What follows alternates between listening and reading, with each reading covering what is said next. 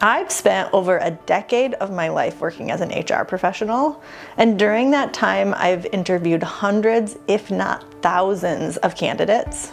And one of the most important skills that I learned is how to interview your next employer. You may not know this, but it is just as important for you to interview your potential next employer as for them to interview you.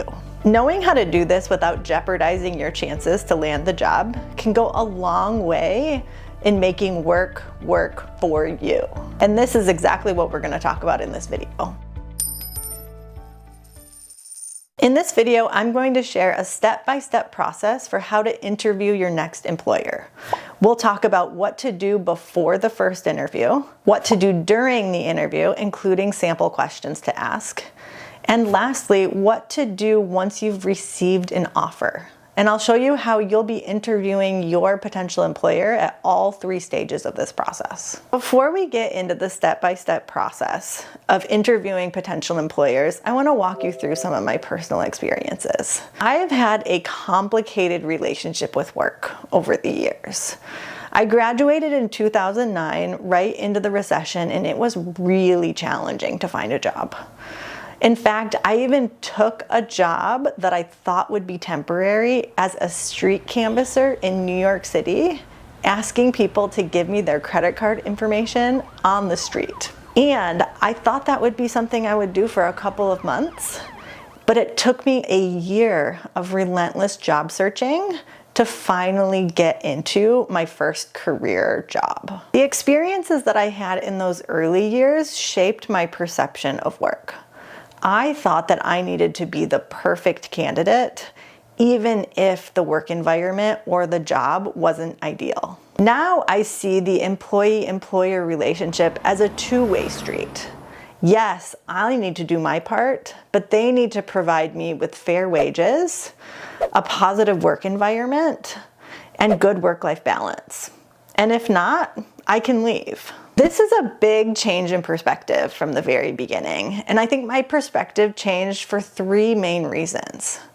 One was my experience working in HR and seeing candidates go through the interview process.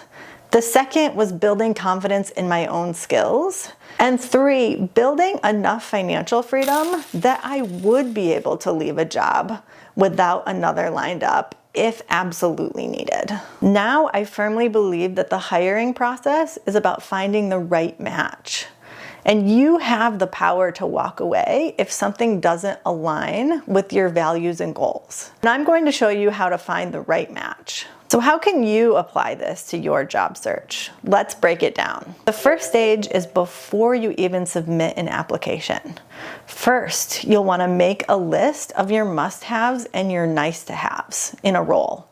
And this should be unique to you. Here's the list of must-haves that I wrote down when I was applying for jobs a few years ago. First, I wanted a part-time job in a flexible environment that was open to prioritization. I was also looking for a diverse environment, so I wanted a high percentage of women and people of color, and I wanted to work in an organization that prioritized inclusion and equity. I wanted an organization where leadership was curious about organizational challenges and committed to working towards solutions, because I didn't want to feel like I was on my own or working against organizational leadership to help make the organization better. I wanted to make sure that I was paid fairly and well for the role that I was in and the amount of work that I was doing. I also wanted to take public transit to work, and I wanted to work in a mission-driven environment. Okay, so those were the must-haves on my list. I also had some nice-to-haves. Don't be afraid to put some of those nice-to-haves on your list. A few of my nice-to-haves were flexibility to change up my days when I needed to, and I was looking for a place that had room for growth or the possibility of increasing my hours if I decided that I wanted or needed to. Your list of must-haves and nice-to-haves will be your own, but it's important that you create one. The next thing that I would encourage you to do is research the company. Look at their website, see what it says. That'll give you an indication of the type of work that they do, their culture, and the way that they treat each other. I would also encourage you to look them up on a website like Glassdoor to see if any of their employees have given reviews of what it's like to work at the company. I would also encourage you to consider conducting an informational interview with employees who already work there. This can be a low-stakes conversation that gives you a lot of information. I would encourage you to go through your network and figure out if you know anyone who knows anyone at this organization so that you could reach out and have a conversation with them. Make sure you do this before you apply for the job, because some companies have policies that they won't do informational interviews after submitting an application. The next stage is during the interview process. If you've gotten to this stage, congratulations. Remember that you're interviewing them as much as they're interviewing you. During the interviews, pay attention to who's involved and the questions being asked.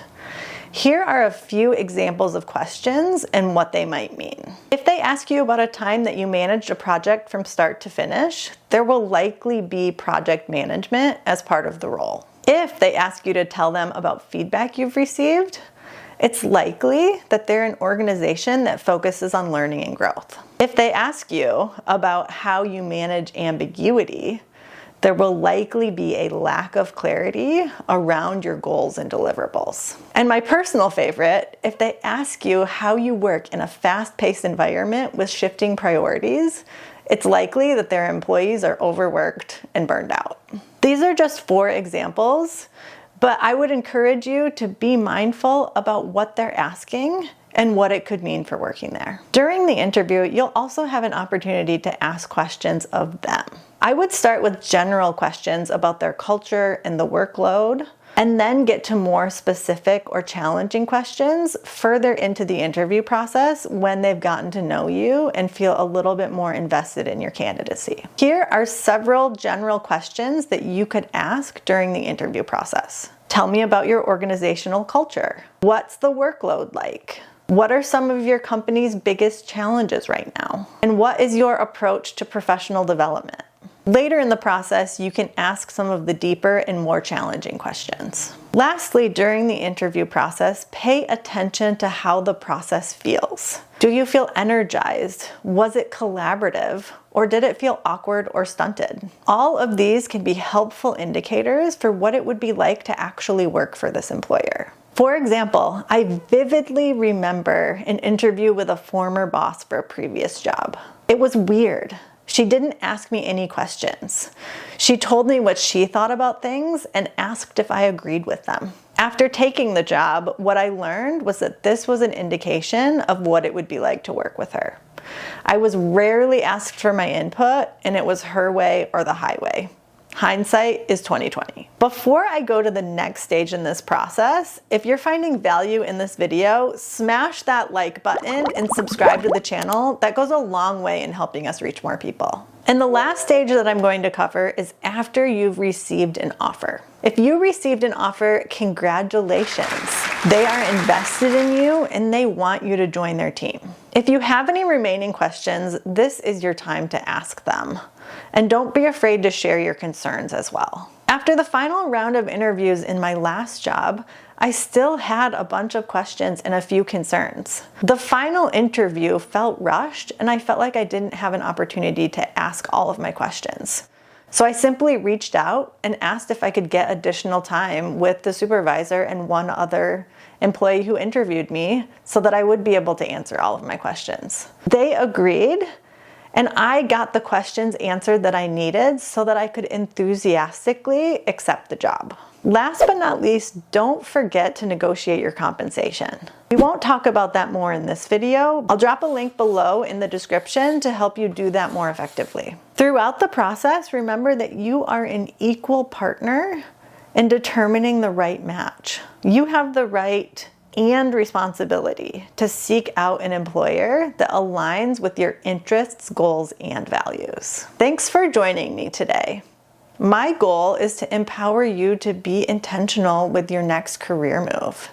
If you have any questions that I didn't answer in this video, drop them in the comments below and I'll respond to each one. And now that you know how to interview your next employer, it's also important to understand how employers incentivize employees to stay and when is enough enough. Check out this video for more insights.